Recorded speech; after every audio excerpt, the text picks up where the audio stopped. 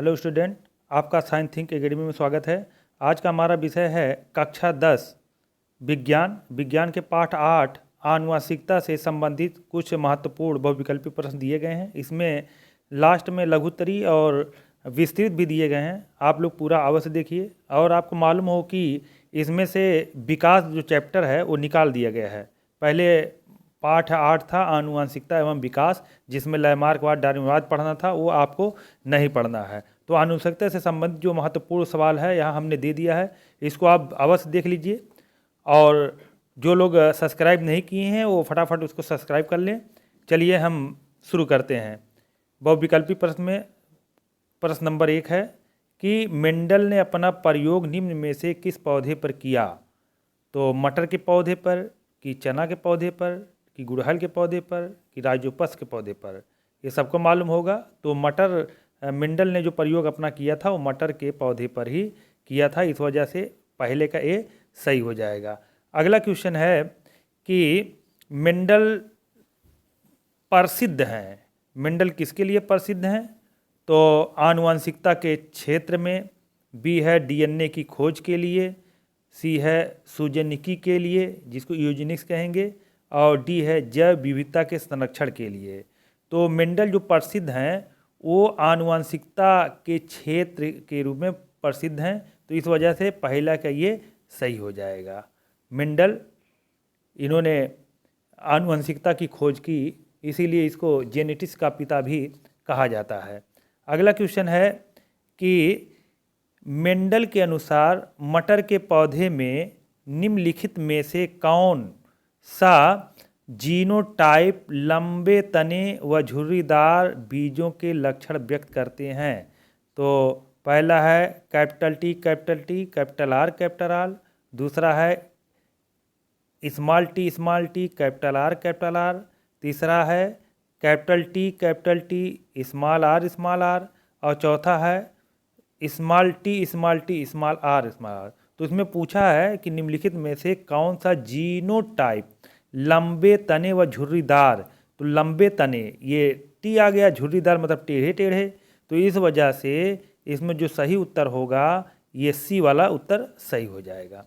अगला क्वेश्चन है कि निम्नलिखित में से कौन सा जीन प्रारूप शुद्ध गोल बीज को प्रकट करता है?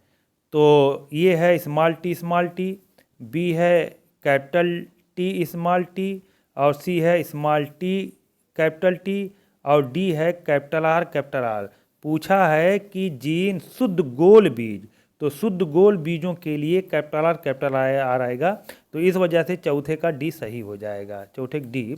अगला क्वेश्चन है कि मेंडल के अनुसार मटर के शुद्ध लंबे पौधे का जीन प्रारूप होगा, शुद्ध लंबे पौधे का जीन प्रारूप होगा।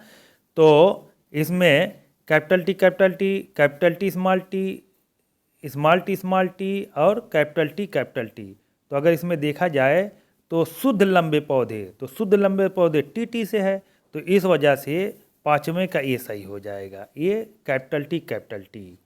अगला क्वेश्चन है, इंपॉर्टेंट क्वेश्चन है, बार बार पूछे जाते हैं, जनरल नॉलेज में पूछे जाते हैं कि मनुष्य में गुणसूत्रों की संख्या कितनी है? तो मनुष्य के अंदर 23 क्रोमोसोम होते हैं, जिसमें 22 समान हैं और 23वां जो है भिन्न होता है। तो अगर उसका डबल कर दिया जाए तो 46, तो मनुष्य में गुणसूत्र की संख्या 46 होती है, तो इस वजह से ये सी वाला सही हो जाएगा। अगला क्वेश्चन है 7वां कि पुरुष में लिंग गुणसूत्र होता है।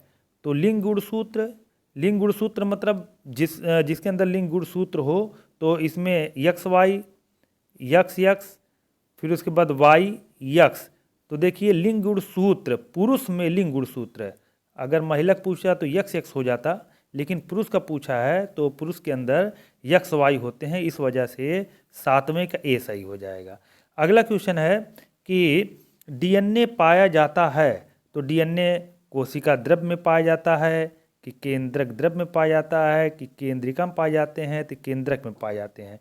तो डीएनए जो पाया जाता है वो केंद्रक द्रव्य में पाया जाता है, डीएनए जो है केंद्रक द्रव्य में पाए जाते हैं, इस वजह से ये बी वाला सही हो जाएगा, बी पे निशान लगा देंगे। अगला क्वेश्चन है कि जीन शब्द का प्रयोग सर्वप्रथम किसने किया? ये बहुत बार सवाल पूछे गए हैं, इंपॉर्टेंट सवाल है। तो जीन शब्द का सर्वप्रथम प्रयोग जो है ये किसने किया है? जोहानसन नामक वैज्ञानिक थे, उन्होंने किया है। तो सी पे हम डायरेक्ट निशान लगा देते हैं, जोहानसन ने। अगला है कि एक संकर का दर्श प्रारूप, मतलब एक संकर, द्विसंकर अगर आएगा तो नहीं, द्विसंकर ठीक है, एक द्विसंकर का 10 प्रारूप होगा। तो द्विसंकर मतलब स्वतंत्र अभिव्यम का नियम, तो उसमें अगर देखा जाए तो 9:3:3:3:1 के अनुपात में आते हैं। तो इस वजह से ये सी वाला सही हो जाएगा। अगला क्वेश्चन कुछ लघुत्तरी सवाल हैं जो बहुत इंपॉर्टेंट है। इसमें से विकास निकाल दिए गए, केवल आनुवंशिकता से संबंधित है और इसमें कई नंबर के सवाल पूछे जाते हैं। तो देखिए पहले का सवाल है कि मेंडल के एक मिनट, हाँ, मेंडल के प्रयोगों के आधार पर प्रभावी तथा अप्रभावी लक्षणों की व्याख्या कीजिए। प्रभावी लक्षण, प्रभावी जो जाहिर हो जाते हैं, अप्रभावी जो छिपे रहते हैं, इसको अलग अलग परिभाषा लिख देना है। ये आपको सब बताए गए हैं। अगला क्वेश्चन है समयुग्मजी तथा विषमयुग्मजी में अंतर। कई साल लगातार ये सवाल पूछे जा रहे हैं, 2022-23 में भी पूछे गए हैं। समयुग्मजी तथा विषमयुग्मजी में अंतर लिख देना है। अगला है जीनोटाइप तथा फिनोटाइप में अंतर लिखना है। जीनोटाइप जो जीन्स के आधार पे हो, फिनोटाइप जो देखने में पता चल जाए कौन लंबा है कौन नाटा है। तो जीनोटाइप फिनोटाइप में अंतर लिख देना है। घ है कि लिंग गुणसूत्र किसे कहते हैं? मानव में लिंग निर्धारण प्रक्रिया को समझाइए। बहुत इंपॉर्टेंट है ये, हर साल ये सवाल जो है पूछे जाते हैं। इसको आप लोग अवश्य देख लें कि लिंग गुणसूत्र किसे कहते हैं, लिंग निर्धारण प्रक्रिया को समझाइए और चित्र द्वारा इसको समझा देना है।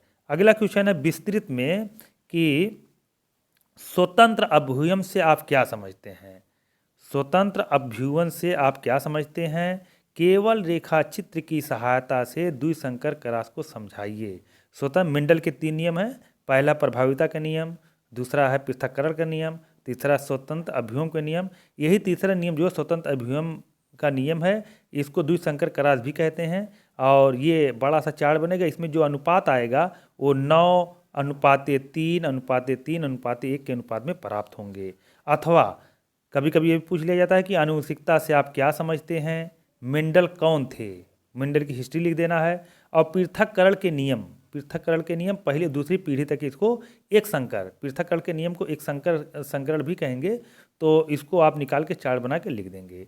अगला टिप्पणी पूछ ली जाती है कि अपूर्ण प्रभाविता के नियम, ये कभी कभी पूछ लिए जाते हैं। अपूर्ण प्रभाव, ये भी इंपॉर्टेंट है। अपूर्ण प्रभाविता के नियम क्या है? टिप्पणी लिखना आधे पेज की।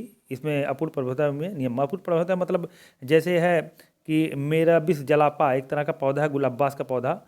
ये क्या लाल भी होते हैं और सफ़ेद भी होते हैं। जब दोनों में संकरण कराए जाते हैं तो ये प्रथम पीढ़ी में गुलाबी कलर के आ जाते हैं। फिर संकरण कराए गए, दूसरी पीढ़ी में एक लाल आ गया, एक सफ़ेद आ गया और जो है 2 गुलाबी कलर के आ गए। तो उसी को अपूर्ण प्रभाविता का नियम कहते हैं।